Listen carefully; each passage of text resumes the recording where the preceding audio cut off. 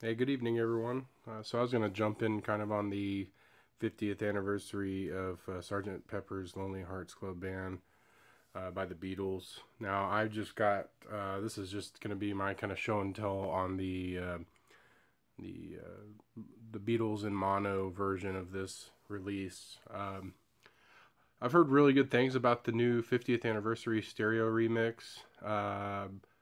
I've always been a firm believer in getting a version of the album that if I'm happy with a version, I'm just gonna stick to that. I'm not gonna buy multiple versions of the same record.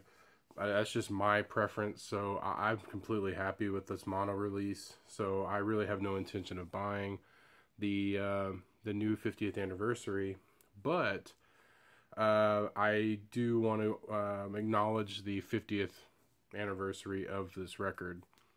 This is Rolling Stone's number one record or album of all time. Many people will log this record as probably their number one, if not their top five for sure. Um, what can I say that hasn't already been said? This is an album, and I think what I kind of admire about what what they did with this album, and I love how colorful it looks. It's such a great, just iconic album cover. But I think what makes this so interesting, and it just I can't get that to there it goes. What makes this just such an interesting album is how the Beatles approached it. Coming off of all their success with Please Please Me, and they started moving into Rubber Soul and Revolver. They had already established themselves as you know the Beatles, and they kind of had their sound developed, and their way of moving in a different direction was to create this band, the Sgt. Pepper band, and it allowed them to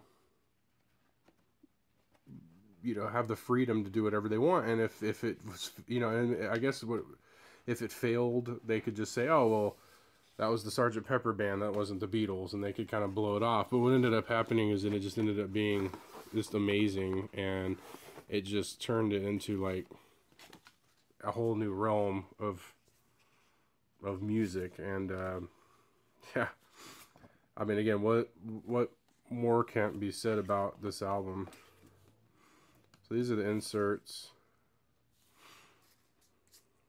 Inner sleeve, and this is the little cardboard cutouts that come with it. If you have an original pressing of this is always a bonus if you can get the cutouts. This came with the mono version, obviously, and it comes with a little pamphlet.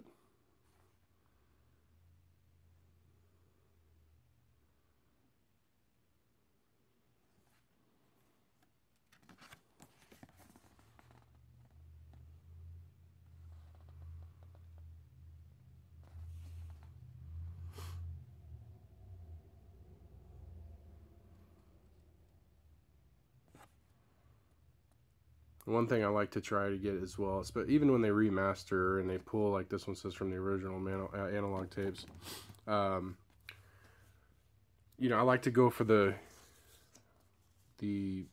native recording. So this album was made for mono, and again, I'm not trying to knock the new one. I just don't see the reason for me to upgrade now. If I happen to know somebody who has the stereo version, I hear it just is absolute must have, then maybe I'll change my mind. But right now, I just don't have any reason to upgrade. I'm completely happy. This version sounds fantastic. I like the replica of the original, and again, what more can be said? One of the greatest albums of all time.